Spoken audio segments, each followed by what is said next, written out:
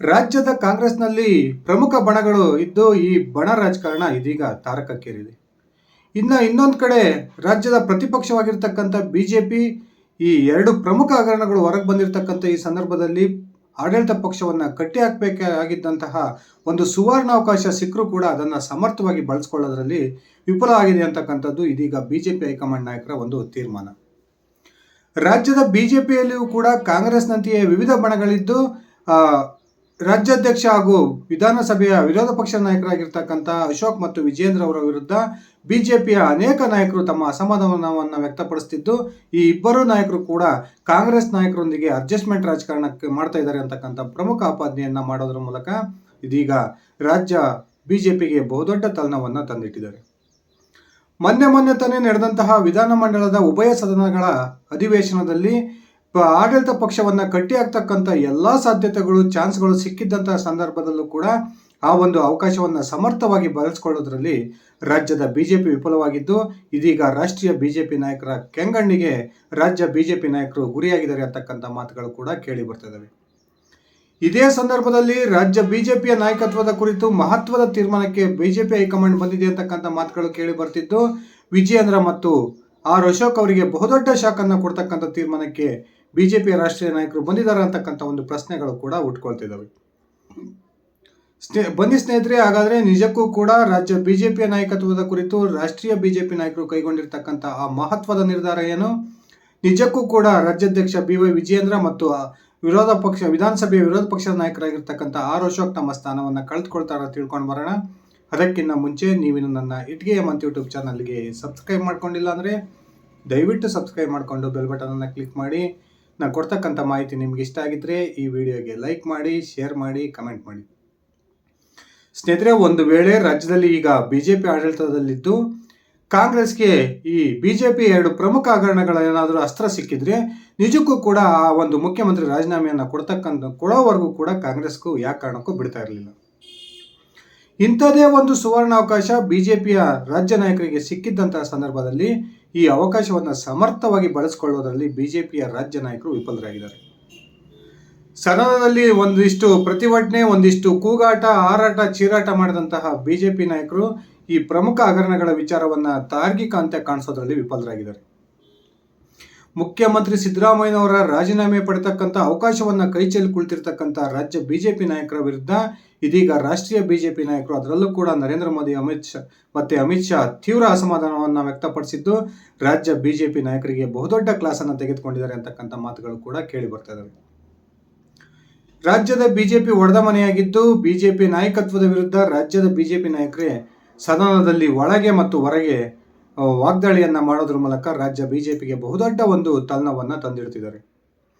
ಅದರಲ್ಲೂ ಕೂಡ ಹಿಂದೂ ಹುಲಿ ಎಂದೇ ಪ್ರಖ್ಯಾತಿಯನ್ನು ಪಡೆದಿರ್ತಕ್ಕಂಥ ವಿಜಯಪುರ ನಗರದ ಶಾಸಕ ಬಸನಗೌಡ ಪಾಟೀಲ್ ಯತ್ನಾಳ್ ಅವರು ನೇರವಾಗಿ ಸದನದ ಒಳಗೆ ಕಾಂಗ್ರೆಸ್ನ ಒಂದು ಹಗರಣಗಳನ್ನು ನೀವು ತನಿಖೆ ಮಾಡಬೇಕು, ಸಿದ್ದರಾಮಯ್ಯನವರು ರಾಜೀನಾಮೆ ಕೊಡಬೇಕು, ಜೈಲಿಗೆ ಹೋಗಬೇಕು ಅಂತಕ್ಕಂಥ ಆಗ್ರಹವನ್ನು ಮಾಡ್ತಿರಲ್ಲ, ನಿಮ್ಮ ತಂದೆಯವರು ಮಾನ್ಯ ಪೂಜ್ಯ ತಂದೆಯವರು ಮುಖ್ಯಮಂತ್ರಿ ಆಗಿದ್ದಂಥ ಸಂದರ್ಭದಲ್ಲಿ ನಡೆದಂಥ ಎಲ್ಲ ಹಗರಣಗಳ ತನಿಖೆ ಆಗಬೇಕು, ಈ ಸಿದ್ದರಾಮಯ್ಯನವ್ರಿಗಿಂತ ಮುಂಚೆ ಯಡಿಯೂರಪ್ಪನವ್ರು ಜೈಲಿಗೆ ಹೋಗಬೇಕು ಅಂತಕ್ಕಂಥ ಮಾತನ್ನು ಸದನದ ಒಳಗೆ ಆಡಿದ್ದನ್ನು ನಾವೆಲ್ಲ ನೋಡಿದ್ದೀವಿ.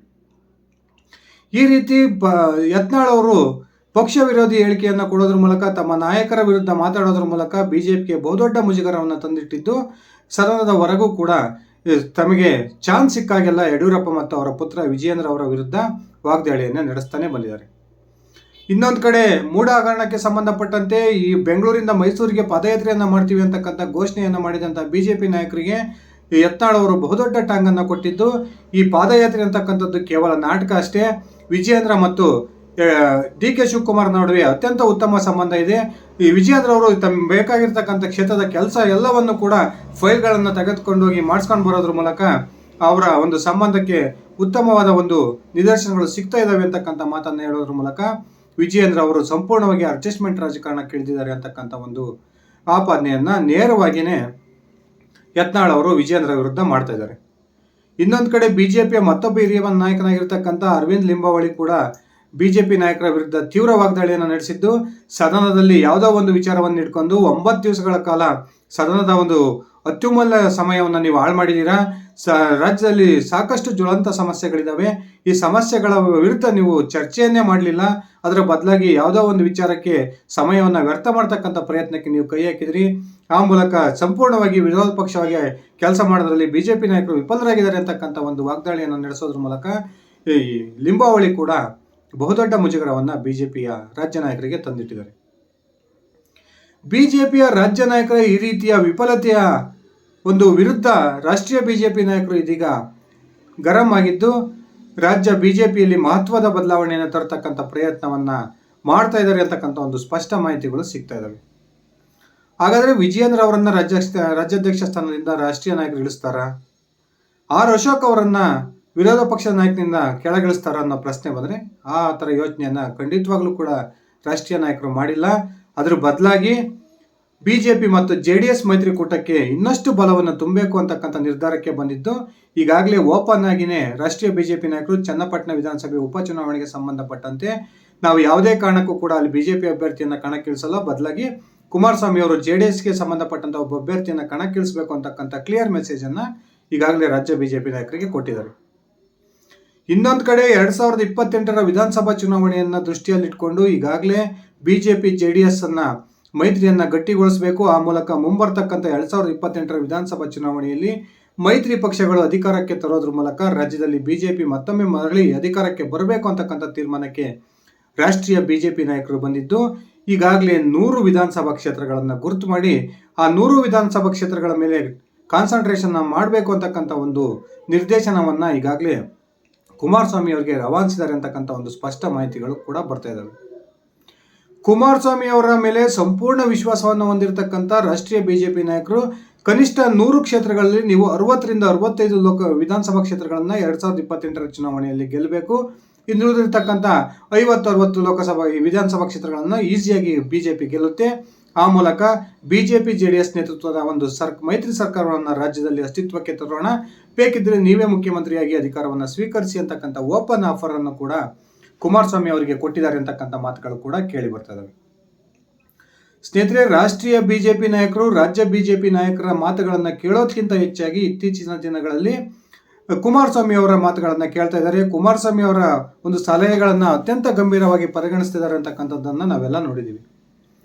ಇದೀಗ ರಾಜ್ಯದ ಮುಂಬರ್ತಕ್ಕಂಥ 2028ರ ವಿಧಾನಸಭಾ ಒಂದು ಚುನಾವಣೆಯನ್ನು ದೃಷ್ಟಿ ಇಟ್ಕೊಂಡು ಈಗಾಗಲೇ ಪಕ್ಷವನ್ನು ಸದೃಢಗೊಳಿಸ್ತಕ್ಕಂಥ ಪ್ರಯತ್ನಕ್ಕೆ ರಾಷ್ಟ್ರೀಯ ಬಿಜೆಪಿ ನಾಯಕರು ಕೈ ಹಾಕಿದ್ದು ಈ ರಾಜ್ಯದಲ್ಲಿ ಏನು ಅಧಿಕಾರವನ್ನು ವಹಿಸ್ಕೊಂಡಿದ್ದಾರೆ ಆ ಯಾವೊಬ್ಬ ಬಿಜೆಪಿ ನಾಯಕರನ್ನು ಕೂಡ ರಾಷ್ಟ್ರೀಯ ಬಿಜೆಪಿ ನಾಯಕರು ನಂಬೋದಿಕ್ಕೆ ರೆಡಿ ಇಲ್ಲ ಅಂತಕ್ಕಂಥ ಒಂದು ಸ್ಪಷ್ಟ ಮಾಹಿತಿಗಳು ಸಿಗ್ತಾ ಇದ್ದು ಕುಮಾರಸ್ವಾಮಿ ಅವರ ನೇತೃತ್ವದಲ್ಲಿಯೇ ಮುಂದಿನ ವಿಧಾನಸಭಾ ಚುನಾವಣೆಯನ್ನು ಎದುರಿಸೋಣ, ಆ ಮೂಲಕ ರಾಜ್ಯದಲ್ಲಿ ಬಹುಮತವನ್ನು ಗಳಿಸೋದ್ರ ಮೂಲಕ ಬಿಜೆಪಿ JDS ನೇತೃತ್ವದ ಒಂದು ಮೈತ್ರಿ ಸರ್ಕಾರವನ್ನು ಅಸ್ತಿತ್ವಕ್ಕೆ ತರೋಣ ಅಂತಕ್ಕಂಥ ತೀರ್ಮಾನಕ್ಕೆ ಈಗಾಗಲೇ ಬಂದಿದ್ದು 60ರಿಂದ 65 ವಿಧಾನಸಭಾ ಕ್ಷೇತ್ರಗಳನ್ನು ನೀವು ಗೆಲ್ಲೇಬೇಕು. ಆ 65 ವಿಧಾನಸಭಾ ಕ್ಷೇತ್ರಗಳನ್ನು ನೀವು ಟಾರ್ಗೆಟ್ ಮಾಡಿ ಈಗಲಿಂದಲೇ ನಿಮ್ಮ ಒಂದು ಸಂಘಟನೆ ಕೆಲಸವನ್ನು ಆರಂಭ ಮಾಡಿ ಅಂತಕ್ಕಂಥ ಒಂದು ಸ್ಪಷ್ಟ ನಿರ್ದೇಶನವನ್ನು ಕುಮಾರಸ್ವಾಮಿ ಅವರಿಗೆ ಕೊಟ್ಟಿದ್ದು ಮುಂಬರ್ತಕ್ಕಂಥ ವಿಧಾನಸಭಾ ಚುನಾವಣೆಯಲ್ಲಿ ಯಾವುದೇ ಕಾರಣಕ್ಕೂ ಕೂಡ ಕಾಂಗ್ರೆಸ್ ಮತ್ತೊಮ್ಮೆ ಅಧಿಕಾರಕ್ಕೆ ಬರಬಾರ್ದು, ಆ ಮೂಲಕ ರಾಜ್ಯದಲ್ಲಿ ಒಂದು ಮೈತ್ರಿ ಸರ್ಕಾರವನ್ನು ಸ್ಥಾಪನೆ ಮಾಡೋಣ ಅಂತಕ್ಕಂಥ ಒಂದು ನಿರ್ದೇಶನವನ್ನು ರವಾನಿಸಿ ಈಗಾಗಲೇ ಕುಮಾರಸ್ವಾಮಿ ಅವರಿಗೆ ಒಂದು ಪ್ರಮುಖ ಟಾಸ್ಕನ್ನು ರಾಷ್ಟ್ರೀಯ ಬಿಜೆಪಿ ನಾಯಕರು ಕೂಡ ಕೊಟ್ಟಿದ್ದಾರೆ ಅಂತಕ್ಕಂಥ ಮಾತುಗಳು ಕೇಳಿ ಬರ್ತಾ ಇದ್ದಾವೆ.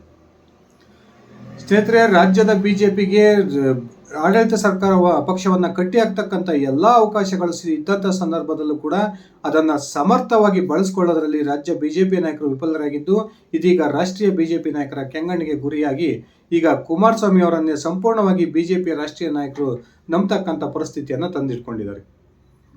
ಇದೇ ರೀತಿಯ ಒಂದು ವರ್ತನೆ ರಾಜ್ಯ ಬಿಜೆಪಿ ನಾಯಕರು ಮುಂದುವರಿಸಿದ್ದೇ ಆದರೆ ರಾಷ್ಟ್ರೀಯ ಬಿಜೆಪಿ ನಾಯಕರು ಈ ರಾಜ್ಯದ ವಿಜಯೇಂದ್ರ ಮತ್ತು ಅಶೋಕ್ ಅವರ ವಿರುದ್ಧ ಒಂದು ಕಠಿಣ ಕ್ರಮವನ್ನು ತೆಗೆದುಕೊಳ್ತಾರೆ ಅಂತಕ್ಕಂಥ ಒಂದು ಸ್ಪಷ್ಟ ಮಾಹಿತಿಗಳು ಕೂಡ ಲಭ್ಯ ಆಗ್ತಿದೆ.